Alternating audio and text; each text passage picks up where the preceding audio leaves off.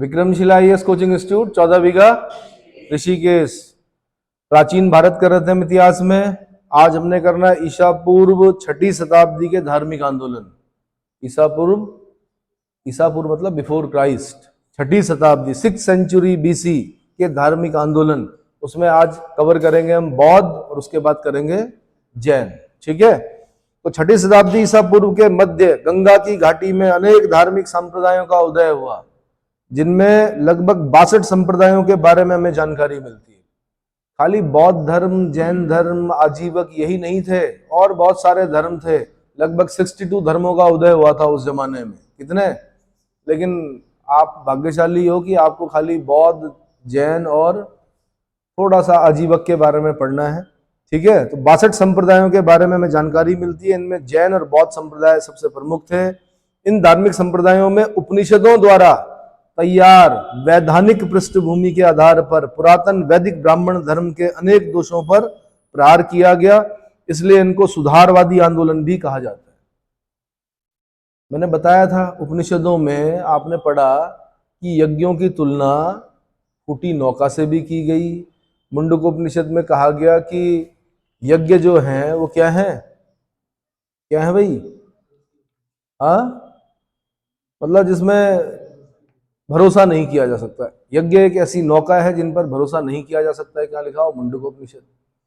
एक तरफ जहां वेद क्या कह रहे थे, यज्ञों के संपन्न करने, विधि विधान, इन सब चीजों के बारे में बोल रहे थे, वहीं उपनिषद जो वेदों के अंत में लिखे गए, जिनको वेदांत भी कहा जाता है, वो अपना दार्शनिक क्या कर रहे थे? दर्शन मतलब फिलॉसफी, है ना। तो क्या हुआ कि प्रत्येक मनुष्य पर बहुत सारे बर्डन्स आ गए थे। एक तरह से यज्ञ करवाना है, संस्कार करवाने हैं, ये कराना है। और यज्ञ भी मैंने कहा छोटे मोटे नहीं होते थे, बहुत बड़े यज्ञ होते थे। वनों का नुकसान हो रहा था, वन काटने पड़ते थे, लकड़ियां लानी पड़ती थी। ठीक है, बैलों की बलि दी जाती थी, गाय दान में दी जाती थी यज्ञ करने वाले ब्राह्मणों को। तो यानी जब यज्ञ संपन्न हो जाता था तो जो क्या है, यजमान है, जब वो एनालिसिस करता था तो वो ये पाता था कि यार धन भी गया। भाई धन क्या था? गाय थी, वो भी गया, बैल भी गए। बैलों की क्या हो गई? माना बलि दी गई। और क्या बोलते हैं, जितना भी घी वगैरह, ये सारी चीजें, जौ, अन्न भी गया, धन भी गया, सब चीजें चली गई। समझ में आया? तो फिर उसी समय में एक बुद्ध हुए, महात्मा बुद्ध, जिन्होंने इन सब चीजों को क्या किया? प्रहार किया इन चीजों पर। यानी वैदिक ब्राह्मण धर्म के अनेक दोषों पर प्रहार किया गया। इसीलिए हम इसको क्या बोल रहे हैं? सुधारवादी आंदोलन बोल रहे हैं। ठीक है, बुद्ध कौन थे? बुद्ध समय की मांग थे। क्या थे? महावीर स्वामी कौन थे? महावीर स्वामी समय की मांग थे। महात्मा गांधी कौन थे? महात्मा गांधी भी समय की मांग थे, है ना। यानी जो व्यक्ति उस समय सुपर हिट हुए, वो जरूरी नहीं कि इस काल में भी सुपर हिट हो। नहीं आया समझ में क्या बोलना चाह रहा हूं? उस समय की मांग थे, इसलिए उनके कंसेप्ट क्या हो गए? क्लिक हो गए। तो वो आज भी इतिहास में क्या करते हैं? उनको याद करते हैं। अच्छा, पृष्ठभूमि किसने तैयार की थी? उपनिषदों ने तैयार कर ली थी। मैंने आपको बताया भी था कि उपनिषदों में जो लिखा हुआ है, बहुत कुछ आपको फिर बौद्ध धर्म में भी क्या मिलेगा? सुनने को मिलेगा। तो सबसे पहले तो भाई बौद्ध धर्म का परिचय, महात्मा बुद्ध का परिचय। थे कौन? गौतम बुद्ध। तो 563 बीसी याद रखना। सबसे पहले जन्म कब हुआ? 563 बीसी में हुआ। कहां पर हुआ? लुम्बिनी में हुआ। लुम्बिनी कहां पड़ता है? नेपाल में पड़ता है। आधुनिक नाम क्या है? रुम्मनदेई है। क्या है? रुम्मनदेई। तो दो चीजें सबसे पहले याद कर लो कि जन्म कब हुआ? 563 बीसी में हुआ। मृत्यु कब हुई? 483 बीसी में हुई। ठीक है, हर एक चीज याद करनी पड़ेगी महात्मा बुद्ध से संबंधित। मैंने क्या कहा? जन्म कपिलवस्तु के लुम्बिनी ग्राम में हुआ। कहां पर हुआ? कपिलवस्तु के लुम्बिनी ग्राम में हुआ।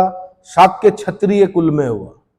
शाक्य मुनि बोला जाता है महात्मा बुद्ध को। क्या बोला जाता है? महात्मा बुद्ध के अन्य नाम जो है वो तथागत है, शाक्य मुनि है, गौतम है, गौतम बुद्ध है। तो शाक्य मुनि क्यों बोल रहे हैं? क्योंकि क्षत्रिय है ये। क्या है? महावीर स्वामी भी क्षत्रिय हैं। आगे चलकर जिनके बारे में पढ़ेंगे हम, वो भी क्षत्रिय हैं। महात्मा बुद्ध भी क्षत्रिय हैं। और क्या कर रहे हैं? ब्राह्मण धर्म के अनेक दोषों पर क्या कर रहे हैं? प्रहार कर रहे हैं। किस प्रकार के क्षत्रिय हैं? शाक्य क्षत्रिय हैं। आगे जब महावीर स्वामी पढ़ेंगे तब हम पढ़ेंगे ज्ञानत्रिक क्षत्रिय हैं, वो ज्ञानत्रिक कुल के क्षत्रिय। किस कुल के? ठीक है। माता का नाम महामाया। इनकी माता का नाम, महात्मा बुद्ध की। पिता का नाम शुद्धोधन, जो कि कपिलवस्तु के राजा हैं। ठीक है। जन्म के 7वें दिन ही माता का देहांत हो गया। जन्म के 7वें दिन ही क्या हो गया? माता का देहांत हो गया। पालन पोषण किसने किया? उनकी मौसी महाप्रजापति गौतमी ने किया। किसने किया? महाप्रजापति गौतमी ने किया। नाम क्या है? बचपन का नाम इनका सिद्धार्थ है। क्या नाम है? इनके बचपन का नाम सिद्धार्थ है। 16 वर्ष की अवस्था में सिद्धार्थ का विवाह शाक्य कुल की कन्या यशोधरा के साथ हुआ। इसके साथ अन्य नाम भी मिलते हैं बौद्ध ग्रंथों में। बिंबा नाम मिलता है, गोपा नाम मिलता है, भद्रकच्छना नाम मिलता है। भद्रकच्छना ये नाम मिलता है किनका? गौतम बुद्ध का, या सिद्धार्थ के जो अन्य नाम मिलते हैं, सॉरी, पत्नी के जो नाम मिलते हैं, यशोधरा, बिंबा, गोपा, भद्रकच्छना। ठीक है। एक पुत्र उत्पन्न हुआ, उसका नाम राहुल है। ठीक है। एक इनका सारथी है, उसका नाम चन्ना या चाण है। इनका एक घोड़ा है, उसका नाम कंथक या कट्ठक है। क्या नाम है? कंथक या कट्ठक है। 29 वर्ष की आयु में सांसारिक समस्याओं से व्यथित होकर सिद्धार्थ ने गृह त्याग कर दिया। अब एक चीज को समझो पहले। महात्मा बुद्ध के पिता को स्वप्न आया। स्वप्न में क्या देखा उन्होंने? क्या देखा? मतलब उस स्वप्न को तोड़ने के लिए बुलाया उन्होंने राजपुरोहितों को। तो उन्होंने फिर देखा तो उन्होंने बोला, या तो आपका पुत्र महान सम्राट बनेगा या फिर सन्यासी बनेगा, बहुत महान। अब पिताजी चिंतित हो गए। कौन पिता चाहेगा कि बेटा क्या हो जाए? सन्यासी बन जाए, वो भी क्या है ना। तो सारे प्रयास किए गए, उन्हें दुख से दूर रखा गया। भाई सन्यास कब लेता आदमी? वैराग्य कब होता है उसको? हाँ जी, परेशानियों से दुख आता है, दुख से क्या होता है? सन्यास की भाव आता है। ऐसा ही होता है, हमेशा ऐसा ही होता है। या दुख से ही सन्यास लेता है मनुष्य? कभी कभी खोज के लिए भी सन्यास लेता है। ईश्वर को खोजने के लिए क्या करता है? सन्यास लेता है। तो इनके पिता का मानना यह था कि इन्हें दुख से दूर रखो। तो इन्हें कुछ नहीं दिखाया गया, इन्हें बिल्कुल वैभव विलासिता में रखा गया। 16 वर्ष की आयु में इनका विवाह भी कर दिया गया। फिर इन्होंने वो क्या किया? 4 चीजें देख ली इन्होंने। अपने सारथी चन्ना चाण के साथ जा रहे थे। सबसे पहले क्या देखा इन्होंने?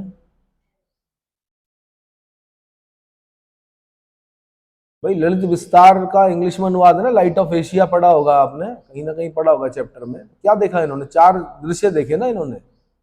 सबसे पहले क्या देखा इन्होंने? भाई बूढ़ा, बीमार, मरा हुआ, और क्या देखा? बूढ़ा, बीमार, मरा हुआ और सन्यासी। ये 4 चीजें देखी उन्होंने। तो सबसे पहले उन्होंने बीमार व्यक्ति को देखा मेरे ख्याल से। तो जब देखा तो उन्होंने चन्ना से पूछा, भाई ये क्या है? तो उन्होंने कहा, भाई व्याधि से ग्रस्त है, ये बीमारी होती है, शरीर देह है, ये शरीर है। इस शरीर को क्या होता है, कई बार बीमारी लग जाती है, उससे कष्ट होता है। कष्ट होता है तो क्या होता है? फिर बूढ़ा देखा उन्होंने। तो बूढ़े को पूछा उन्होंने, ये क्या है भाई? ऐसा क्यों है? इसकी झुर्रियां क्यों है इतनी? रिंकल्स क्यों पड़े हुए इसके इतने? तो चन्ना ने बोला कि जैसे जन्म होता है, फिर धीरे धीरे बड़े होते हैं, युवा होते हैं, फिर धीरे धीरे बूढ़े होते हैं। बूढ़े होने के बाद फिर सभी पे आना है कि बुढ़ापा, कि मेरे पे भी आएगा। हाँ जी, आप पे भी आएगा, मेरे पे भी आएगा, सब पे आएगा। तो ये आश्चर्यचकित करने वाली चीजें थी उनके लिए, इसके लिए, बुद्ध के लिए। तीसरी चीज, फिर उन्होंने डेड बॉडी को ले जाते हुए देखा। उन्होंने कहा ये क्या है? उन्होंने कहा भाई एक दिन सबने जाना है ना। बारी बारी इस दुनिया से एक दिन सबको जाना है। बारी बारी इस दुनिया से एक दिन सबको जाना है। ये क्या दुनिया जो है वो क्या है? किराए का घर है। मतलब क्या है? आना है और जाना है। ये महात्मा बुद्ध जिन्होंने कभी कष्ट देखे नहीं थे, वो बड़े आश्चर्यचकित हो गए। फिर आगे गए तो देखा सन्यासी, वो बड़ा प्रसन्न होकर चल रहा था। उन्होंने कहा ये कौन है? तो ये सन्यासी है, इसने मोह माया सब क्या कर दिया? त्याग दिया। तो महात्मा बुद्ध पर सबसे ज्यादा जो प्रभाव पड़ा वो वहां पर पड़ा। वहां पर सन्यासी को देख, यार ये प्रसन्न है। क्या है? प्रसन्न है सन्यासी। कहीं ना कहीं उन्होंने अपना कैरियर चुन लिया वहीं पर, और वो फिर अंदर ही अंदर चलता रहा, चलता रहा, चलता रहा। बेटा पैदा हुआ, उसका नाम राहुल रखा, और 29 वर्ष की आयु में उन्होंने गृह त्याग कर दिया। जब गृह त्याग की घटना को बौद्ध धर्म में महाभिनिष्क्रमण बोलते हैं। क्या बोलते हैं? महाभिनिष्क्रमण बोलते हैं। महाभिनिष्क्रमण किया इन्होंने, ठीक है। उसके बाद चले गए। गृह त्याग के उपरांत सिद्धार्थ ने अनुमा नदी के तट पर अपने सिर को मुंडवाकर भिक्षुओं का काषाय वस्त्र धारण किया। मैंने आपको बताया था काशी का नाम काशी क्यों है, क्योंकि काशे वस्त्र बनता था काशी में, जिनको कि सन्यासी लोग धारण करते थे। क्या करते थे? तो काशे नामक वस्त्र के कारण काशी का नाम काशी है। वरुण और रसी के बीच में होने का नाम कारण वहां का नाम क्या? वाराणसी है। काशे वस्त्र धारण कर लिया, जो पैटर्न होता है, जो उनको लगा, जो बताया गया था उसी हिसाब से वो चले। सिर मुंडवा दिया, काशे वस्त्र धारण कर दिया। 6 वर्ष तक ज्ञान की खोज में इधर उधर भटकते रहे। ठीक है। वैशाली में इन्हें मिले कौन? अलार कलाम मिले। कौन मिले? ये सांख्य दर्शन के आचार्य थे। मैंने आपको बताया था षड दर्शन, कपिल का सांख्य, महर्षि कणाद का या महर्षि उल्लूक का क्या? वैशेषिक दर्शन बताया था। मैंने बताया था आपको गौतम का न्याय, पतंजलि का योग, जैमिनी का पूर्व मीमांसा, वादरायण का उत्तर मीमांसा, षड दर्शन है। उसमें से सबसे पुराना दर्शन जो है वो सांख्य है, कपिल मुनि का। उस दर्शन के ज्ञाता थे कौन? अलार कलाम। उस दर्शन के ज्ञाता कौन थे? दर्शन मतलब फिलॉसफी। अब फिलोसफर से मिले कि अलार कलाम से मिले, कहां पर मिले ये भी क्वेश्चन बना। वैशाली में मिले। वैशाली से 2 क्वेश्चन बनते हैं। एक, अजात शत्रु के समय में एक नगर वधु है जिसका नाम क्या है? आम्रपाली। वो कहाँ की है? वैशाली की है। दूसरा, अलार कलाम कहां पर मिले? आंसर, वैशाली में मिले, महात्मा बुद्ध से। फिर मिले रुद्रक राम पुत्र से मिले, नामक सन्यासी से मिले, उनके आश्रम में आए। उसके बाद फिर उरुवेला चले गए, बोध गया के लिए प्रस्थान कर गए। उरुवेला कहाँ के लिए? बोध गया के लिए प्रस्थान कर गए। ठीक है। वहां पर उन्हें कौंडिन्य और 5 साधक मिले, 5 ब्राह्मण साधक मिले। फिर बताया जाता है कि बड़ा काया क्लेश किया इन्होंने। काया क्लेश मतलब उस जमाने में यही बोला जाता था कि भाई तपस्या करनी है, भोजन नहीं करना है, अपनी काया को कष्ट देना है। काया क्लेश दिया। बड़े सुंदर थे महात्मा बुद्ध। क्या थे? व्यक्तित्व जो था गजब का था उनका। लेकिन क्या हो गया? काया क्लेश हो गया। खाना नहीं खा रहे, सिर मुंडवा दिया, बड़े चल रहे हैं, पानी नहीं मिल रहा है, कई बार कई कई दिनों तक भूखे हैं। तो काया क्लेश, काया को देखा उन्होंने अपनी, और बड़ी कमजोरी सी आ गई, वीकनेस जिसको बोलते, डेफिशिएंसी। सुजाता के हाथों से खीर खा ली उन्होंने। किसके हाथों से? बताया जाता है कि ये सुजाता जो नाम है ये कोई निम्न कुल की कन्या थी। ठीक है। नाम भले ही सुजाता है लेकिन निम्न कुल की कन्या थी। उसके हाथों से खीर खा ली। 5 ब्राह्मण नाराज हो गए। ये कौन? कौंडिन्य के साथ के जो 5 ब्राह्मण साधक थे नाराज हो गए कि यार तूने क्या कर दिया? तपस्या भंग कर दी। ठीक है। बुद्ध की समझ में आ गया था। दरअसल यहाँ पर बुद्ध का एक कंसेप्ट दिखाई देता, मध्यम मार्ग। क्या दिखाई देता है? न बहुत अधिक काया कलेश, न बहुत ज्यादा विलासिता। बीच का मध्यम मार्ग सबसे अच्छा होता है। जीवन में अगर आपको सुखी रहना है तो मध्यम मार्ग पर चलना हमेशा। इस पर ना एक्सट्रीमिस्ट होना है, ना बहुत ज्यादा नरम होना है, मध्यम मार्गी। बुद्ध बहुत कुछ सिखा के चले गए, ये अलग बात है कि हम लोग नहीं सीखे उनसे। बुद्ध ने कहा मध्यम मार्ग। क्या? ठीक है। चलो जी, अब ये 5 ब्राह्मण बाद में मिलेंगे इन्हें जब ज्ञान प्राप्त हो जाएगा। किसको? महात्मा बुद्ध को। फिर क्या हुआ? बुद्ध और प्रसेनजीत समान उम्र के थे। आचार्य अलार कलाम का संबंध केस पुत्र के कलाम गणराज्य से था, जो वर्तमान में सुल्तानपुर जिले के कुडवार के समीकृत किया जाता है। सुल्तान जिले के कुडवार से समीकृत किया जाता है।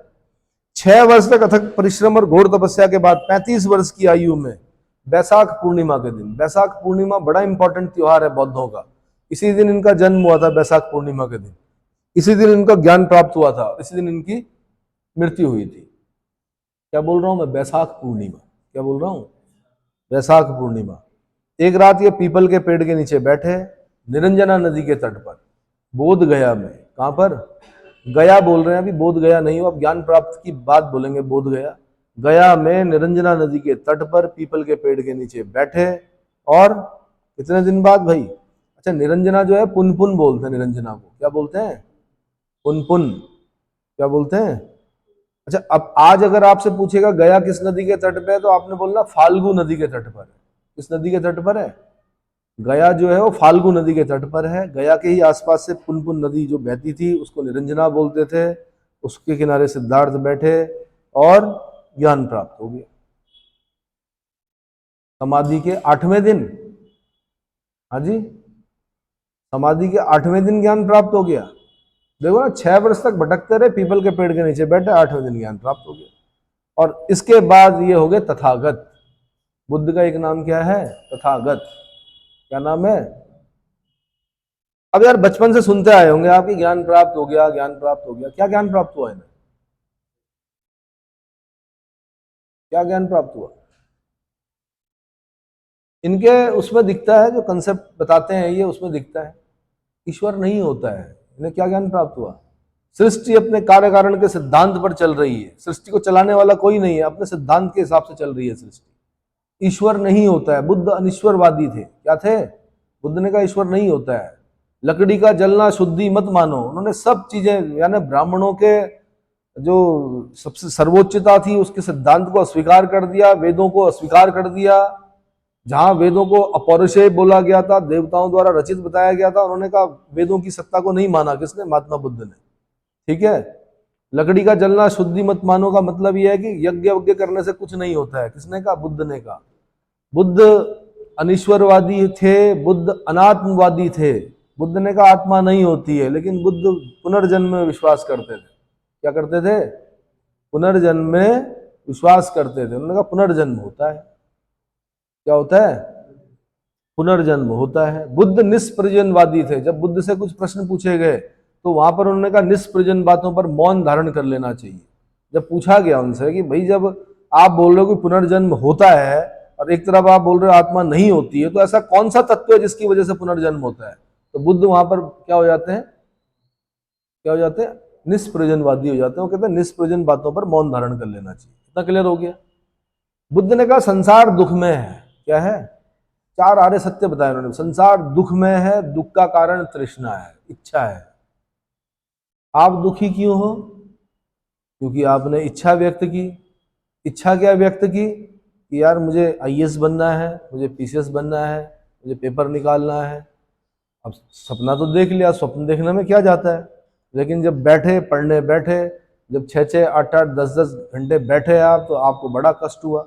आपने कहा मेरे सारे दोस्त तो क्या घूम रहे हैं, आनंद ले रहे हैं, फेसबुक पर देख देख के आपने क्या, इंस्टाग्राम पर देख रहे हैं कि कोई केदारनाथ जा रहा है, कोई बद्रीनाथ जा रहा है, और आप यहाँ बैठे हो किताबों के बीच में, है ना। तो क्या हो गया? संसार दुख में है। दुख का कारण क्या है? तृष्णा। अभी छोड़ दो तृष्णा, सारे दुख समाप्त हो जाएंगे। क्या हो जाएंगे? हाँ बोल रहे हैं। हाँ? दुख का निरोध संभव है। उन्होंने कहा दुख का निरोध भी संभव है। ऐसा नहीं कि दुख दुख संसार दुख में है तो उसका निरोध नहीं हो सकता, उसका निरोध भी संभव है। दुख निरोध गामिनी प्रतिपदा। फिर क्या बोला उन्होंने? दुख निरोध गामिनी प्रतिपदा। और फिर बोला उन्होंने अष्टांगिक मार्ग को क्या करो? अपनाओ। मतलब उन्होंने सिर्फ समस्या नहीं ढूंढी। ज्ञान प्राप्त होने का मतलब ये नहीं होता कि समस्या ढूंढ लिया, समाधान भी ढूंढा साथ में बुद्ध ने। ये इसलिए इंपॉर्टेंट है। एक तो आपने कहा कि यार संसार दुख में है और ये प्रचारित करना शुरू कर दे, तो भाई दुख में है तो उसका समाधान भी तो बताओ, तभी तो आप गुरु कहलाओगे, है ना। जैसे समाज क्या बोलता है? यूपीएससी बहुत कठिन है, बहुत कठिन है, असंभव है, ऐसी तो बोलती है ना। पीसीएस बनना असंभव है, बहुत कठिन है, बहुत पढ़ना पड़ता है। उसका समाधान भी तो होगा यार। तो समाधान कौन बताएगा आपको? कौन बताएगा? जो समाधान बताएगा तभी तो आप उसको गुरु मानोगे। जो समाधान बताएगा हाँ भाई कठिन है लेकिन असंभव नहीं है। क्या नहीं है? क्या करना है कि उसके लिए पढ़ना है। कैसे पढ़ना है? तो ऐसे ऐसे करके पढ़ना है, धीरे धीरे करके पढ़ना है। धीरे धीरे धीरे करके आपके आर्ट्स क्या होंगे? बढ़ेंगे। धीरे धीरे आपका इंटरेस्ट क्रिएट होगा। धीरे धीरे एक दिन ऐसा आएगा कि आपके लिए जीवन में बस एक ही चीज रहेगी, आपका लक्ष्य। समझ में आया? उसके लिए आप अगर 12-14 घंटे भी दे रहे हो तो आपको पता ही नहीं चलेगा कि मैंने 12-14 घंटे कब दे दिए। फिर तो एक ही लक्ष्य दिखाई देगा आपको कि बस अब तो भैया लवासना के अंदर कदम रखने के बाद ही क्या होगा? क्या होगा? समझ में आया? तो ये सारी चीजें याद करनी पड़ती। बैसाख पूर्णिमा, पीपल का वृक्ष, पीपल के वृक्ष को बोधि वृक्ष कहा गया। फिर गया को बोध गया कहा गया। क्या कहा गया? बोध गया कहा गया। महात्मा बुद्ध को यानी सिद्धार्थ को फिर क्या बोला गया? गौतम बुद्ध बोला गया। गौतम गोत्र में उत्पन्न हुए थे। ये गोत्र क्या था इनका? गौतम। इसलिए क्या क्या हो गए? गौतम बुद्ध हो गए। जो डॉक्टर अंबेडकर है ना, उन्होंने लास्ट में 50,000 लोगों के साथ बौद्ध धर्म ग्रहण कर लिया था। क्या कर लिया था? बौद्ध धर्म ग्रहण कर लिया था। इसीलिए उनकी मृत्यु को भी महापरिनिर्वाण बोलते हैं। क्या बोलते हैं? और फिर उनके जो फॉलोवर्स थे उन्होंने अपने नाम के आगे उन्होंने कास्टिज्म को क्या कर दिया? अस्वीकार कर दिया, और अपने पीछे कास्ट में क्या लगाया? गौतम लगाया। क्या लगाया? गौतम। समझ में आया? क्योंकि गौतम गोत्र में कौन उत्पन्न हुए थे? गौतम बुद्ध हुए थे। क्लियर हो गया? ठीक। उरुवेला के बुद्ध, उरुवेला से बुद्ध कहाँ गए? सारनाथ गए, ऋषिपत्तन, मृगदांव विहार आए। मृगदांव मतलब डियर पार्क, ठीक है।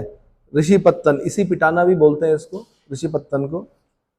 यहां पर उन्होंने वही 5 ब्राह्मण सन्यासी जो नाराज हो गए थे सुजाता के हाथों से खीर खा ली की, उन्हीं 5 ब्राह्मण सन्यासियों को अपना प्रथम उपदेश दिया, जिसे बौद्ध धर्म ग्रंथ में क्या बोलते हैं? धर्म चक्र प्रवर्तन बोलते हैं। देखो भाई 3 घटनाएं याद रखना। एक महाभिनिष्क्रमण, जब घर से बाहर निकले 29 वर्ष की आयु में, जब पहला उपदेश दिया उन्होंने 5 ब्राह्मणों को। यश नामक धनाढ्य भी था इनमें एक। कौन था? यश नामक धनाढ्य भी था, उसको भी दिया। और इस घटना को बोलते हैं धर्म चक्र परिवर्तन। और जब ये मर जाएंगे तब उसको बोलेंगे महापरिनिर्वाण। मृत्यु नहीं बोलते हैं बुद्ध की मृत्यु को, क्या बोलते हैं? महापरिनिर्वाण। ठीक है। अब ये धर्म चक्र परिवर्तन हो गया।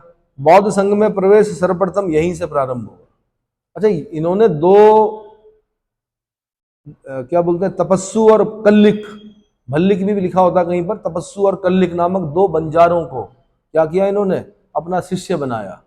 इनके प्रथम 2 शिष्य कौन है? तपस्सु और उपदेश भले ही यश नामक धनाढ्य के साथ उरुवेला के उन 5 ब्राह्मणों को दिया हो, लेकिन मैंने कहा जो दो इनके पहले क्या है शिष्य हैं, उनका नाम है तपस्सु और कल्लिक। तपस्स और कल्लिक नामक 2 शूद्रों को बौद्ध धर्म का सर्वप्रथम अनुयायी बनाया। इसका मतलब महात्मा बुद्ध ने जाति प्रथा को अस्वीकार कर दिया। उन्होंने कहा जन्म से कोई ब्राह्मण नहीं होता है, जन्म से कोई ब्राह्मण नहीं होता है भाई। ब्राह्मण का अर्थ यहाँ पर, ब्राह्मण मतलब खाली कास्ट वाला ब्राह्मण नहीं है, मतलब श्रेष्ठ नहीं होता है जन्म से, कर्म से श्रेष्ठ होता है। किसने माना? महात्मा बुद्ध ने माना। बुद्ध ने अपने जीवन के सर्वाधिक उपदेश कहाँ दिए? कौशल देश की राजधानी श्रावस्ती में दिए। कौशल की राजधानी कहाँ थी? श्रावस्ती। अभी 16 महाजनपद याद करने हैं आपने, उनकी राजधानियां याद करनी है। अंगुत्तर निकाय में 16 महाजनपदों का उल्लेख, और बुद्ध के समकालीन राजाओं के नाम याद करने हैं। ठीक है। तो कौशल की राजधानी श्रावस्ती में दिए। उन्होंने मगध को अपने प्रचार का केंद्र बनाया। क्या बनाया? प्रचार का केंद्र बनाया। बुद्ध के प्रसिद्ध अनुयायी शासकों में कौन कौन थे? बिंबसार थे, प्रसेनजीत थे, उदयन था, ये सब थे। बिंबसार, हर्यंक वंशी बिंबसार। ठीक है। दूसरा कौन? प्रसेनजीत। कौशल नरेश, प्रसेनजीत और उदयन। ठीक है। अजात शत्रु का पुत्र उदयन। बुद्ध का प्रधान शिष्य उपाली और आनंद थे। प्रधान शिष्य कौन थे? उपाली। और सारनाथ में ही बौद्ध संघ की स्थापना की गई। सारनाथ में ही बौद्ध संघ की स्थापना की गई। महात्मा बुद्ध अपने जीवन के अंतिम पड़ाव में हिरण्यवती नदी के तट पर कुशीनारा पहुंचे। कुशीनारा, हिरण्यवती नदी के तट पर 483 BC में 80 वर्ष की आयु में इनकी मृत्यु हो गई। इसे बौद्ध परंपरा में महापरिनिर्वाण के नाम से जाना जाता है। बताया जाता है कि इन्होंने अंतिम भोजन कहाँ किया? पावापुरी में किया। मल्ल महाजनपद की 2 राजधानियां थी, एक कुशीनारा, एक पावापुरी। पावापुरी में अंतिम भोजन किया इन्होंने। चुंद कुमार पुत्र के हाथों सुनार या लोहार था, उसके यहाँ अंतिम भोजन किया। उसके बाद स्वास्थ्य खराब हो गया। 80 वर्ष की आयु में इनकी मृत्यु कहाँ पर हुई? कुशीनारा में जाकर इनकी मृत्यु हो गई। अब ध्यान रखना, मल्ल महाजनपद की 2 राजधानियां हैं, एक है कुशीनारा, एक है पावापुरी। कुशीनारा में महात्मा बुद्ध की मृत्यु हुई, पावापुरी में महावीर स्वामी की मृत्यु हुई। किसकी? महात्मा बुद्ध 80 वर्ष की आयु में मरे। कितनी? और महावीर स्वामी 72 वर्ष की आयु में। कितना? 72। एक बार चेक कर लीजिए, क्या 72 वर्ष थी उनकी आयु? मृत्यु से पूर्व कुशीनगर के परिव्राजक सुभक्षु को उन्होंने अपना अंतिम उपदेश दिया। सुभक्ष को अपना अंतिम उपदेश दिया। तो अपना अंतिम उपदेश किसको दिया? आंसर सुभक्ष को दिया। महापरिनिर्वाण के बाद बुद्ध के अवशेषों को 8 भागों में विभाजित किया गया। इनकी अस्थि अवशेषों के लिए लड़ाई हो गई भाई, सबने बोला बुद्ध हमारे थे, बुद्ध हमारे थे। 8 भाग किए गए। उन 8 भागों में क्या आया लोगों के हाथों में? भस्म आई, हड्डियां आई, जो भी आई होंगी। ठीक है। उसी भस्म पर आगे चलकर आपने सुना होगा अशोक ने 84,000 स्तूप बनाए। किंवदंतियां कहती हैं कि अशोक, सम्राट अशोक ने, मौर्य नरेश ने क्या किया, 84,000 स्तूप बनाए। कितने? कैसे बनाते थे स्तूप? थोड़ी सी एक भस्म डाली, बुद्ध के जो भस्म है उसके ऊपर स्तूप बन गया। स्तूपों के अंदर मूर्ति नहीं होती है, ठीक है। ठीक है जी। अच्छा, इनका प्रिय शिष्य जो था आनंद था। कौन था? आनंद। आनंद ने कहा कि भाई स्त्रियों को भी प्रवेश दो वो बौद्ध संघ में। ये जो बौद्ध संघ बना था, ये कहाँ बना था भाई? सारनाथ में बना था। स्त्रियों को भी प्रवेश दो। अब दो कंट्रोवर्शियल चीजें हो जाती हैं। महात्मा बुद्ध इतने ज्ञानी हैं, वो दो तीन चीजें कंट्रोवर्शियल बोलते हैं। नंबर एक, वो बोलते हैं दास प्रथा होनी चाहिए। क्या होनी चाहिए? राजकुमार थे ना, बचपन से सारे कार्य किसने किए थे? दासों ने किए थे। बाद में शिष्यों ने किए उनके सारे कार्य, तो उन्होंने कहा दास प्रथा तो होनी चाहिए। एक कंट्रोवर्शियल चीज तो ये है। दूसरी कंट्रोवर्शियल चीज है कि वो स्त्रियों को पुरुषों के समान अधिकार देने के पक्ष में नहीं थे। क्या नहीं थे? स्त्रियों को पुरुषों के समान अधिकार देने के पक्ष में नहीं थे। तीसरी बात, उन्होंने कहा कि ये धर्म जो है 10,000 वर्षों तक चलना था, लेकिन आनंद क्योंकि तुम स्त्रियों को प्रवेश दिलवा रहे हो इसमें, बौद्ध संघ में, इसलिए अब ये 500 वर्ष में समाप्त हो जाएगा। कौन सा धर्म? बौद्ध धर्म। तो ये कंट्रोवर्शियल चीजें हैं बुद्ध की, इस पर भी ध्यान देना है। तो क्या हुआ कि जब कहा कि स्त्रियों को प्रवेश देना है, तो फिर महाप्रजापति गौतमी, जो कि उनकी मौसी थी, जिन्होंने उनका लालन पालन किया था, उनको प्रवेश दिया गया। किसमें? बौद्ध संघ में। बाद में तो फिर उनकी पत्नी क्या नाम है, यशोधरा भी आ जाती है, फिर उनका बेटा भी आ जाता है। फिर अगर आप पढ़ते हैं क्या, सारीपुत्र प्रकरण पढ़ते हैं या सौंदरानंद पढ़ते हैं, बुद्ध का सौतेला भाई भी आ जाता है, सौंदरानंद, है ना। कई लोग बौद्ध संघ में क्या करते हैं। अच्छा, बौद्ध धर्म, अगर महात्मा बुद्ध किसी ऐसे निम्न कुल के व्यक्ति होते, गरीब होते, तो मेरे ख्याल से मुझे नहीं लगता कि ये धर्म आगे बढ़ पाता। लेकिन पीछे से सपोर्ट होना बहुत जरूरी होता। बिंबसार जैसे लोग, यार प्रसेनजीत जैसे लोग, उदयन जैसे लोग, ये अनुयायी हैं। राजा लोग क्या हैं? अनुयायी हैं, ठीक है। बहुत सारे विद्वान लोग हैं बैठे हुए हैं, कुछ हिमालय की गुफाओं में बैठे हुए हैं, वो किसी से मिलना नहीं चाहते। लेकिन अगर एक क्रिकेट स्टार, कोई फिल्म स्टार, कोई बड़ा मंत्री, कोई बड़ा व्यक्ति जो नाम है जिसका, अचानक मिलने चले जाए उस साधु से, तो उससे पहले कोई नहीं जानता उस व्यक्ति को, उसकी विद्वता तो कोई नहीं जानता। लेकिन अचानक से क्या होता है कि एक व्यक्ति आता है और वो जगह क्या हो जाती है? हिट हो जाती है। ये देखा है आपने, कुछ कहानियां सुनी होंगी आपने कि जी वहां वो गया, बस उसके बाद फिर लाइन लग जाती है, सब जाते हैं। उससे पहले कोई नहीं पूछ रहा होता, है ना। कोई रोटी देने के लिए तैयार नहीं होता। क्या नहीं दे रहा होता है? यानी पहले बोल रहे होते हैं ढोंगी है। क्या है? ढोंगी है। और फिर जब कोई एक बड़ा व्यक्ति मतलब जिसके पास नाम है, जिसके बिलियन में फॉलोवर्स हैं, किस पर? इंस्टाग्राम पे है, वो पहुंच गया, तो उसके बाद बिलियन नहीं पहुंचेंगे तो भाई कुछ मिलियन तो पहुंच ही जाते हैं वहां लोग। ये समझ में आ रहा है? तो ये है। तो बुद्ध इसलिए भी भाई क्या हुआ है,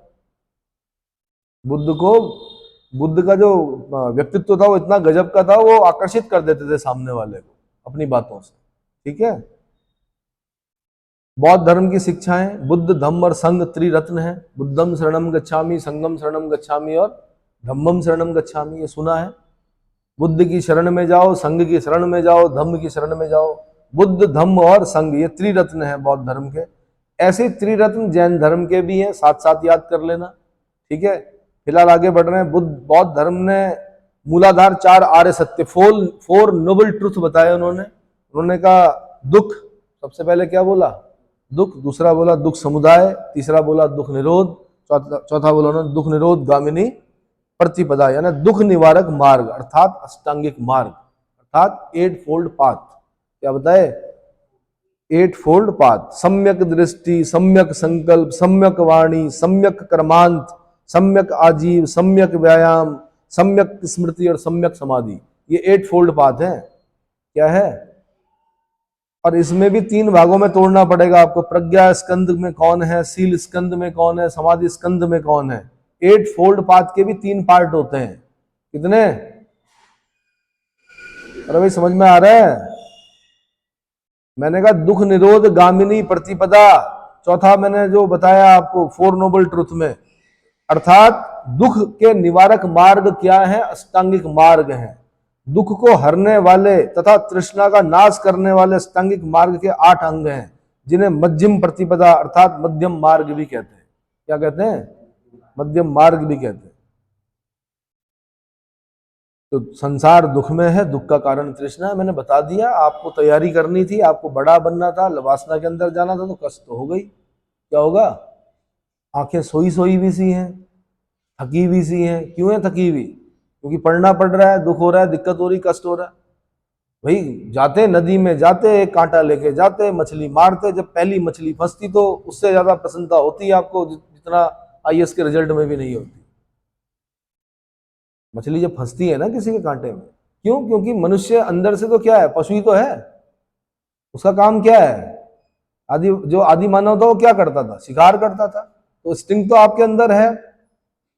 भले ही आपको ये बोला गया कि वेजिटेरियन वगैरह ये सब चीजें, लेकिन आपके कैनाइंस बताते हैं कि आप वेजिटेरियन नहीं हो। क्या नहीं हो? मतलब आपके पूर्वज वेजिटेरियन नहीं थे। कैनाइंस ही बोलते हैं नुकीले दांतों को, है रदनक, है ना? तो गेहूं गेहूं रोटी तोड़ने के लिए नहीं थे दांत, किस चीज के लिए थे? तो भाई पूर्वज जो था आपका, वो आदि मानव था, वो क्या करता था? वो शिकार करता था।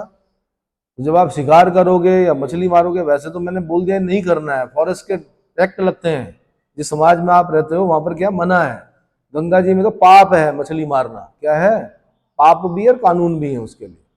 पर मैं ये बता रहा हूं कि जब पहली मछली फंसती है तो अंदर से जो खुशी होगी वो कैसी होगी आपकी? नेचुरल। क्योंकि वो इंस्टिंक्ट जो है वो जाग जाएगी आपकी, किसके प्रति? शिकार के प्रति। अगर आप नॉन वेजिटेरियन हो तो समझ में आया? तो आप प्रसन्न रहते, कुछ नहीं करना, पढ़ाई लिखाई कुछ नहीं करते, कोई रिश्ता नहीं, कुछ नहीं, अपना यायावरों की तरह घूमते, कभी आज यहाँ कल वहां। तो मेरे ख्याल से मुझे लगता कोई दुख भी नहीं होता आपको, है ना? दुख तो फिर भी होता, कांटे फिर भी चुभते पैरों में। हो सकता है कि पत्थर गिरता हो ऊपर से सिर पे पड़ता, दुख तो तब भी है। मैंने कहा, महात्मा बुद्ध ने कहा दुख दुख दुख समुदाय, दुख निरोध गामिनी प्रतिपदा, दुख निरोध गामिनी प्रतिपदा। ये समझ में आ गया? अब अष्टांगिक मार्ग के 3 मुख्य भाग हैं। एक है प्रज्ञा स्कंध, प्रज्ञा ज्ञान, दूसरा है सील और तीसरा है समाधि। तीसरा क्या है? प्रज्ञा में आते हैं सम्यक दृष्टि, सम्यक संकल्प, सम्यक वाणी। दृष्टि, संकल्प और वाणी, ये 3 चीजें आती हैं प्रज्ञा में। दृष्टि, संकल्प और वाणी किस में आते हैं? प्रज्ञा में आते हैं। कर्मांत, आजीव, कर्मांत, आजीव और व्यायाम, ये आते हैं किसमें? सील में। किसमें आते हैं? सील में। और फिर समाधि में आते हैं आपके सम्यक स्मृति और सम्यक समाधि। सम्यक स्मृति और सम्यक समाधि, ये ऐसे तोड़ के भी पढ़ना पड़ेगा। अष्टांगिक मार्ग को भिक्षुओं का कल्याण मित्र कहा गया है। भिक्षुओं का कल्याण मित्र किसे कहा गया है? 8 फोल्ड पाथ को कहा गया है। किसको कहा गया है? अरे भाई समझ में आ रहा है कि नहीं आ रहा है? ठीक है। बौद्ध धर्म के अनुसार मनुष्य के जीवन का परम लक्ष्य क्या है? निर्वाण प्राप्ति है। निर्वाण का अर्थ है दीपक का बुझ जाना, अर्थात जीवन मरण के चक्र से मुक्त हो जाना। जीवन मरण के चक्र से, यह निर्वाण इसी जन्म में प्राप्त हो सकता है, किंतु महापरिनिर्वाण मृत्यु के बाद संभव है। और जैन धर्म में तो निर्वाण जो है मृत्यु के बाद ही मिलेगा। इसके बाद मिलेगा? बौद्ध धर्म में निर्वाण जीवन में ही संभव है, जीवित रहते हुए। महापरिनिर्वाण जीवन के समाप्त होने के बाद मिलेगा। निर्वाण जीवित रहते हुए भी मिल सकता है, लेकिन महापरिनिर्वाण मरने के बाद मिलेगा बौद्ध धर्म में। जैन धर्म में जाओगे तो निर्वाण मृत्यु के बाद ही मिलेगा। क्या मिलेगा? जीवन मरण के चक्र से मुक्त हो जाना। इसी को हिंदू उसमें क्या कहा गया? मोक्ष कहा गया। मोक्ष मिल गया, क्या जीवन मरण के चक्र से क्या हो गया? मुक्त हो गए। चलो जी, बुद्ध ने 10 सीलों के अनुशीलन को नैतिक जीवन का आधार बताया। 10 सील सिद्धांत बताए उन्होंने। अब वो 10 सील सिद्धांत पढ़ने आपने, कौन कौन से हैं? सुगंधियों का परित्याग, है ना, कुसमय भोजन ना करना, सुखप्रद बिस्तर का परित्याग, स्त्री संसर्ग से दूर रहना, और बहुत सारी चीजें, मतलब 10 चीजें बताई उन्होंने। क्या कहा? 10 चीजें बताई, तो उसको बोलते हैं 10 शील सिद्धांत। 10 शील सिद्धांत। जिस प्रकार दुख समुदाय का कारण जन्म है, उसी तरह जन्म का कारण अज्ञानता का चक्र है। इस अज्ञान रूपी चक्र को प्रतीत्य समुत्पाद कहा गया है। बुद्ध की शिक्षाओं का जो सार था वो क्या था? प्रतीत्य समुत्पाद था। ये क्वेश्चन यूपीएससी वालों ने पूछा कि बुद्ध की शिक्षाओं का सार क्या था। सार मतलब समझते, निचोड़। बुद्ध ने जितनी भी शिक्षाएं दी, लास्ट में निचोड़ के क्या निकलता था? आंसर प्रतीत्य समुत्पाद। और प्रतीत्य समुत्पाद क्या है? उन्होंने कहा भाई दुख का कारण क्या है? जन्म है, क्योंकि जन्म लिया है तो दुख तो होगा। और जन्म क्यों हुआ? अज्ञानता। अज्ञानता की वजह से क्या हुआ? जन्म हुआ। अज्ञान रूपी चक्र को क्या बोला उन्होंने? प्रतीत्य समुत्पाद बोला। और फिर उन्होंने बताया कि निर्वाण कैसे प्राप्त करना है आपको। ठीक है। प्रतीत्य समुत्पाद ही बुद्ध के उपदेशों का सार था, उनकी संपूर्ण शिक्षाओं का आधार स्तंभ था। प्रतीत्य समुत्पाद का शाब्दिक अर्थ है प्रतीत्य, यानी किसी वस्तु के होने पर। समुत्पाद मतलब किसी अन्य वस्तु की उत्पत्ति। किसी अन्य वस्तु की उत्पत्ति। ये हम साइंस में भी पढ़ते हैं यार। Energy can neither be destroyed nor be created, nor be created, neither be created nor be destroyed. It can transform from one form to another form. ऊर्जा को ना तो पैदा किया जा सकता है, ना उसको समाप्त किया जा सकता है। एक रूप से दूसरे रूप में क्या परिवर्तित किया जा सकता है। तो क्या आत्मा भी ऊर्जा है? क्या आत्मा ऊर्जा है? ठीक। प्रतीत्य समुत्पाद के 12 क्रम हैं, जिन्हें द्वादश निदान कहा जाता है। अब ये इन शब्दों से परिचित हो जाइए। कई बार खाली इतना ही क्वेश्चन पूछता है, बौद्ध धर्म में क्या नहीं है से संबंधित नहीं है। नंबर 1 प्रतीत्य समुत्पाद, नंबर 2 द्वादश निदान, नंबर 3 अष्टांगिक मार्ग, नंबर 4 क्या? 10 शील सिद्धांत। आंसर सारे ही हैं जो मैंने बताए अभी। अष्टांगिक मार्ग भी बौद्ध धर्म में है, 10 शील सिद्धांत भी महात्मा बुद्ध के द्वारा बताए गए हैं, प्रतीत्य समुत्पाद भी महात्मा बुद्ध द्वारा बताया गया, और द्वादश निदान, द्वादश बोलते हैं 12। द्वा मतलब 2, 10 मतलब 10, 2 + 10 = 12। द्वादश निदान किसने बताए? प्रतीत्य समुत्पाद के 12 क्रम हैं, जिसे द्वादश निदान कहा जाता है। जाति और जरा मरण जो है भविष्य काल से संबंधित है। अविद्या, संस्कार, विज्ञान, नाम रूप स्पर्श, अविद्या, संस्कार और विज्ञान जो है भूतकाल से संबंधित है। नाम रूप स्पर्श, तृष्णा, वेदना, सडायतन, भव और उत्पादन, ये वर्तमान काल से संबंधित है। अब इसको हमने क्या कर दिया? हल्के में ले लिया इस पॉइंट को। यूपीएससी ने यहां से क्वेश्चन बना रखा है। क्या बना रखा? पूछ लेगा वर्तमान काल से संबंधित नहीं है। तृष्णा, वेदना, सडायतन, भव, जरा मरण। जरा मरण नहीं है, क्योंकि जरा मरण और जाति जो है भविष्य काल से संबंधित है। किससे है? तो पहले वर्तमान पढ़ना, फिर भूतकाल पढ़ना, फिर पहले भूत पढ़ना, फिर वर्तमान पढ़ना, फिर भविष्य पढ़ना। इसमें थोड़ा आगे पीछे दे रखा है। ठीक है। प्रतीत्य समुत्पाद के ही अन्य सिद्धांत जो है वो क्षणभंगवाद है, नैरात्मवाद है। क्षणभंगवाद मतलब उन्होंने कहा क्षणभंगुर है जीवन। क्या है? सभी चीजें क्षणभंगुर हैं। हो सकता है कुत्ता 12 साल तक जी ले, 13 साल तक जी ले, मनुष्य 50-60 साल तक जी ले, दवाई खा के हो सकता है 80 साल तक जी ले, अजगर हो सकता है कि 400 सालों तक जी ले, कछुआ हो सकता है 500 सालों तक जी ले, लेकिन जाना पड़ेगा। कहां से? तो कोई भी चीज है, जितनी भी चीजें आपको अगल बगल दिखाई दे रही है, कितनी बड़ी बिल्डिंग बनाई हो आपने, one day the day will come, जब वो क्या हो जाएगी? ध्वस्त हो जाएगी। कितने बड़े शहर आपने बनाए हो, एक दिन वो प्रेत शहर कहलाएंगे।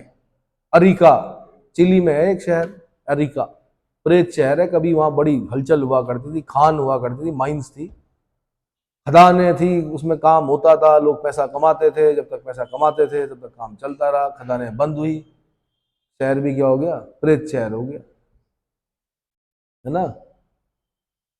ए भाइयों मेरू टीरी डूबण, टीरी था कभी, बड़ी मतलब चहल पहल हुआ करती थी, एक संस्कृति निवास करती थी वहां पर। सुना है? आप तो जब पैदा हुए होंगे तब तो क्या हो गया? जलमग्न हो गया टीरी। हमने देखा, हम लोगों ने अपनी आंखों से देखा, वहां की चहल पहल देखी, वहां की संस्कृति देखी, पुराने लोग देखे, परंपराएं देखी। फिर क्या हुआ एक दिन?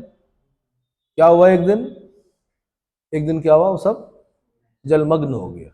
तो क्या वहाँ वो हलचल है? सारा पानी निकाल दो, क्या वो शहर वैसा हो पाएगा? नहीं हो पाएगा। ऋषिकेश है, बहुत कुछ चल रहा है। नदी के किनारे कोई सभ्यता बहुत लंबे समय तक नहीं चलती। क्या नहीं चलती? पहले सभ्यता वहां थी, आज सभ्यता यहाँ है, कल सभ्यता पता नहीं कहाँ होगी। ये सभ्यता जो चल रही है, हो सकता है क्या 200 मीटर नीचे हो, 300 मीटर नीचे हो, 500 मीटर नीचे हो, मतलब 500 मीटर ऊपर तक क्या हो, क्या भरा हो, मिट्टी भरी हो, प्लॉटिंग हो रही हो, वहां नए लोग क्या कर रहे हो, ढूंढ रहे हो जमीन। समझ में आ रहा है? हाँ। क्षणभंगवाद, नैरात्मवाद। नैरात्मवाद का मतलब ये दोनों चीजें किसमें? प्रतीत्य समुत्पाद में ही अन्य सिद्धांत है। बौद्ध धर्म मूलतः अनिश्वरवादी है। बुद्ध ने कहा ईश्वर नहीं होता है भाई। जब आपसे कोई पूछे बुद्ध को क्या ज्ञान प्राप्त हुआ, तो पहली चीज यही ज्ञान प्राप्त हुई कि ईश्वर नहीं होता है। क्या नहीं होता है? ऐसे ही महावीर स्वामी भी हैं, वहां पर भी जैन धर्म में ये बोला जाता है ईश्वर नहीं होता है, और अगर होता है तो तीर्थंकरों से नीचे होता है। 24 तीर्थंकर हैं किसमें? जैन धर्म में। वैसे वो कहते हैं कि ईश्वर नहीं होता है, लेकिन अगर होता है तो तीर्थंकरों से नीचे है ईश्वर। ऊपर कौन है? 24 तीर्थंकर है। ऋषभ देव है, अजीत नाथ है, संभवनाथ है, अभिनंदन नाथ है। लास्ट के कौन है? नेमी है, अरिष्ट नेमी है, और कौन है? पार्श्वनाथ है, महावीर स्वामी है ना। समझ में आ रहा भाई? तो बौद्ध धर्म मूलतः अनिश्वरवादी है। वास्तव में बुद्ध ने ईश्वर के स्थान पर मानव प्रतिष्ठा पर ही बल दिया। किस पर बल दिया? मानव प्रतिष्ठा पर ही बल दिया। बौद्ध धर्म अनात्मवादी है। कैसा है? आत्मा में विश्वास नहीं करता है, इसमें आत्मा की परिकल्पना नहीं की गई है, यह पुनर्जन्म में विश्वास करता है। अनात्मवाद को नैरात्मवाद भी कहा जाता है। आत्मा नहीं होती है, या तो उसको अनात्मवाद बोलेंगे या नैरात्मवाद बोलेंगे। और ये कंट्रोवर्शियल है दरअसल, कि पुनर्जन्म जो हिंदू धर्म में है वो तो ये बोला था भाई आत्मा होती है, एक शरीर को छोड़कर दूसरे शरीर को क्या करती? प्रवेश करती है, करती है ना। पार्थ को तो भगवान कृष्ण ने श्रीमद् भगवत गीता में जो लिखा हुआ है वो पूरा अपना विराट रूप दिखाया, सब दिखाया उन्होंने। जितने उनके बंधु बांधव जितने भी थे, भीष्म पितामह से द्रोणाचार्य, क्या मुंह से जा रहे थे और फिर क्या उसी विराट स्वरूप से निकल रहे थे। उन्होंने दिखाया ये सब जाएंगे कि क्या होंगे, और फिर नया जन्म लेंगे कि नया शरीर लेंगे, है ना। कॉन्फिडेंस बनाने के लिए मरते समय सुनाई जाती है गीता, तुम नहीं जा रहे हो, तुम नहीं मर रहे हो, बस सिर्फ क्या हो रहा है, शरीर जो है वो छोड़ रहे हो। जैसे कपड़े बदलते हैं वैसे ही क्या है कि आत्मा अब दूसरा, बहुत टाइम हो गया, फैशन पुराना हो गया, जर्जर हो गया, अब क्या है, इसे नए शरीर की आवश्यकता है। तो मैंने आपको बताया था क्या क्या सुनाया जाता है भाई।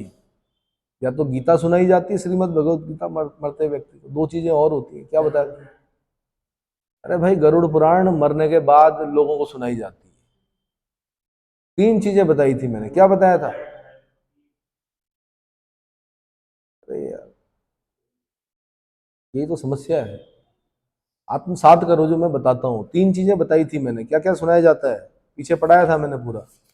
एक श्रीमद् भगवत गीता, दूसरा आरण्यक, आरण्यक नहीं, चलिए अभी आगे बता दूंगा मैं, फिलहाल आगे बढ़ते हैं पहले।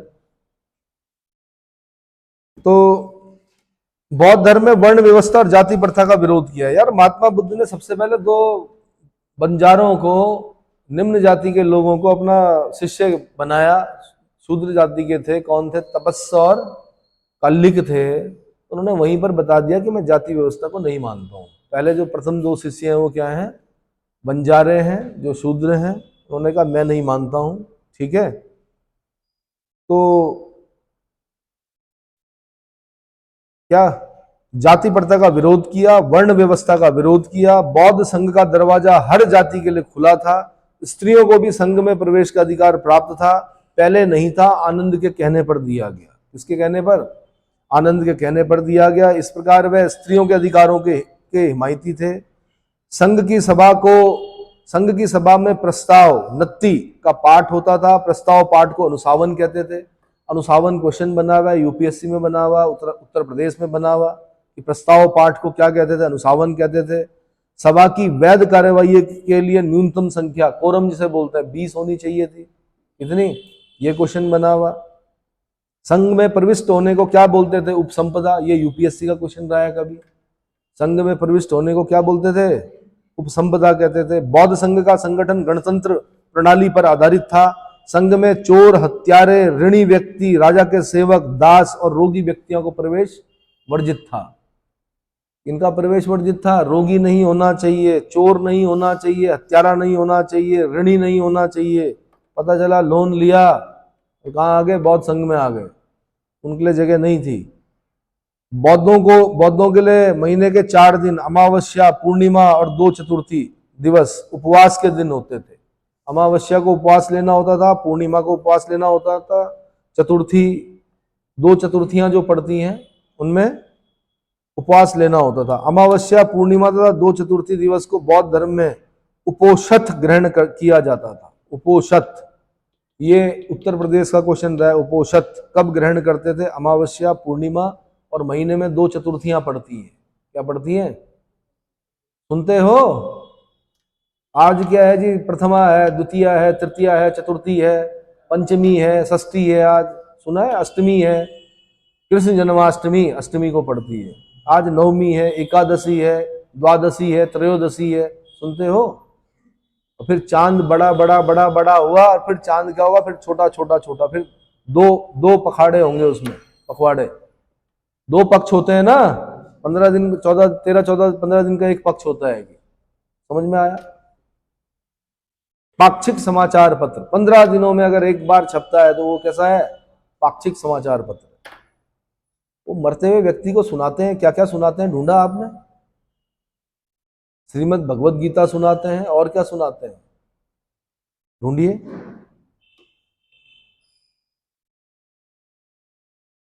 बौद्धों का सबसे पवित्र और महत्वपूर्ण त्योहार वैशाख पूर्णिमा है। क्या है? इसी दिन महात्मा बुद्ध का जन्म हुआ, इसी दिन महात्मा बुद्ध की क्या हुई? मृत्यु हुई, और इसी दिन ज्ञान प्राप्त हुआ था। क्या हुआ था भाई? बुद्ध पूर्णिमा भी कहते हैं। वैशाख पूर्णिमा को ही क्या कहते हैं? बुद्ध पूर्णिमा कहते हैं। ठीक है? बुद्ध, हाँ जी, ब्रह्म सूत्र सुनाते हैं। बिल्कुल, उपनिषद सुनाते हैं। ब्रह्म विद्या को प्राप्त करने के लिए गुरु के समीप बैठना, दैट इज उपनिषद। जब कोई व्यक्ति मर रहा होता है तो या तो उसको उपनिषद सुनाएंगे। अब उपनिषद हर किसी की समझ में तो आता नहीं है, साफ और सीधी बात। ऐसे ही दूसरा क्या बोला आपने? ब्रह्म सूत्र, वो भी हर किसी की समझ में नहीं आता है। तो सबसे आसान है भगवत गीता। क्या है? इसीलिए आम आदमी को भगवत गीता सुनाई जाती है, लेकिन जो बड़े महामंडलेश्वर होते हैं, जो ब्रह्म ज्ञानी होते हैं, उनको लास्ट में उपनिषद या ब्रह्म सूत्र सुनाया जाता है। क्या सुनाया जाता है? समझ में आ गया? ठीक है जी। बुद्ध पूर्णिमा के नाम से भी जाना जाता है। बौद्ध धर्म में बुद्ध पूर्णिमा के दिन का इसलिए महत्व है क्योंकि इसी दिन बुद्ध का जन्म हुआ, इसी दिन बुद्ध को ज्ञान प्राप्त हुआ और इसी दिन बुद्ध को महापरिनिर्वाण की प्राप्ति हुई। समझ में आ गया? महात्मा बुद्ध से जुड़े हुए जो 8 स्थान हैं, लुम्बिनी, जन्म हुआ। लुम्बिनी क्यों है इंपॉर्टेंट? क्योंकि यहाँ पर जन्म हुआ। रुम्बनदेही बोलते हैं इसको। क्या बोलते हैं? अशोक ने यहाँ पर एक अभिलेख खुदवाया, रुम्बनदेही अभिलेख बोलते हैं। क्या बोलते हैं? और उसमें लिखवाया उसने, हिद्द बुद्धे जाते, हिद्द भगवा जाते थी। यहाँ बुद्ध पैदा हुए, यहाँ भगवान पैदा हुए। क्या हुए? यहाँ पर बुद्ध पैदा हुए। क्योंकि यहाँ पर बुद्ध पैदा हुए, क्योंकि यहाँ पर भगवान पैदा हुए, इसलिए मैं इस जगह का टैक्स घटाकर, बताओ, 1/8 कर रहा हूं। कितना कर रहा हूं? मौर्यकालीन कर व्यवस्था के बारे में जानकारी देने वाला जो अभिलेख है वो कौन सा अभिलेख है? रुम्बनदेही अभिलेख है। कौन सा? लुम्बिनी। बुद्ध की जन्मस्थली में जो क्या अशोक ने खुदवाया। यानी मौर्य काल में जो कर लिया जाता था वो था 1/6 से 1/4। कितना? अशोक ने माफ नहीं किया। अशोक बौद्ध धर्म को मानता था कायदे से। उसके जो भगवान थे वो कौन थे? महात्मा बुद्ध थे। तो यार माफ कर देता, माफ नहीं किया क्योंकि टैक्स तो लेना है। ये कर प्रणाली, सख्त कर प्रणाली की ओर इशारा करता है मौर्यकालीन, कि भगवान बुद्ध की जन्मस्थली पर भी उसने कर माफ नहीं किया, 1/8 किया। कितना किया? जबकि प्रचलित दर जो मौर्य काल में कर की थी वो क्या थी? 1/6 से 1/4 थी। कितनी थी? याद रहेगा? उत्तराखंड वालों ने पूछा था ये मौर्यकालीन कर कितना लिया जाता था, 1/6 से 1/4। फिर दोबारा पूछा उन्होंने कि रुम्बनदेही लुम्बनी में कर कितना किया गया, 1/8 किया गया।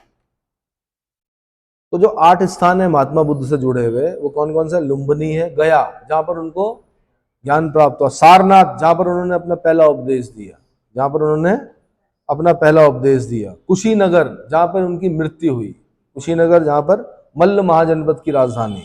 श्रावस्ती, जहां पर उन्होंने क्या किया?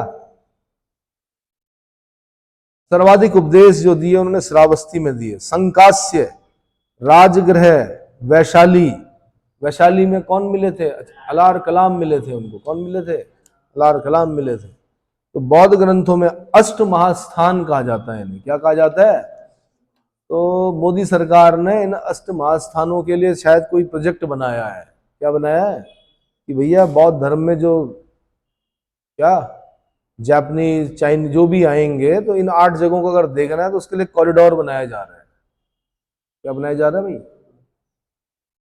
ठीक है, तो अब एक चीज और बता देता हूं कि ऐसा नहीं भाई 62 संप्रदाय थे, बौद्ध धर्म हमने पढ़ लिया, जैन अभी और है, बौद्ध धर्म में संगीतियां पढ़नी है, उनका बहुत सारी चीजें पढ़नी है, पर मैं अभी इतने बता रहा हूं। लेकिन मैं साथ में बता रहा हूं 62 संप्रदायों में और जो संप्रदायों ने थोड़ा बहुत नाम कमाया वो कौन थे? आजीवक संप्रदाय।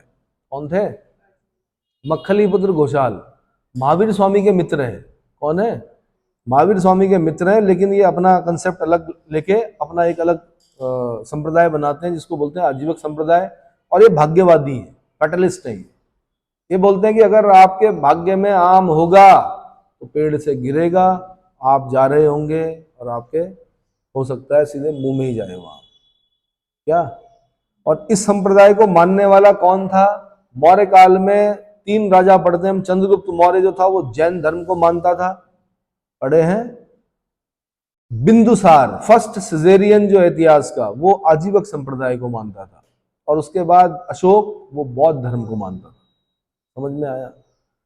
एक है घोर अक्रियावादी संप्रदाय, उसके जो संस्थापक थे वो पूर्ण कश्यप थे। कौन थे? पूर्ण कश्यप थे।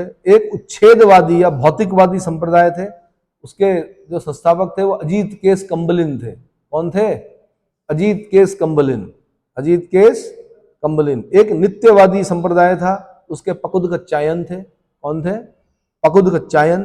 एक थे संदेहवादी, अज्ञेयवादी, अनिश्चयवादी, इनके थे संजय बेलद्दुपुत्र। बेठल्लीपुत्र भी कहा गया है कहीं कहीं पर, बेठल्लीपुत्र, कहीं कहीं पर संजय बेलद्दुपुत्र कहा गया है। क्या कहा गया है? एक महावीर स्वामी थे, जैन धर्म के 24वें तीर्थंकर, उनको बोला गया निगंठनाथ पुत्र। क्या बोला गया? निग्रंथ, फ्री फ्रॉम ऑल बाउंडेशंस। निगंठनाथ पुत्र, निग्रंथ, जो किसी भी क्या बाउंडेशन से क्या ना हो, बंधे हुए ना हो। आप लोग बंधे हुए हो, जैसे आप अभी बंधनों में हो। किसमें हो? बंधनों में। इसमें इतना ही बता रहा हूं, इसके बाद बौद्ध धर्म में मैंने और आगे बताना है। ये जो मैंने अभी बताया, आजीवक, घोर अक्रियवादी, उच्छेदवादी, नित्यवादी, संदेहवादी, अज्ञेयवादी, अनिश्चयवादी, भौतिकवादी, जो नाम बताए हैं मैंने अभी, ये आईएएस के क्वेश्चन है। इसके हैं, यूपीएससी में मैच करने के लिए देता है ऐसे। कि उच्छेदवादी के कौन है जी? अजीत केस कंबलिन है। नित्यवादी के कौन है जी? पकुत कच्चायन है। समझ में आया? ठीक है, इसमें इतना ही।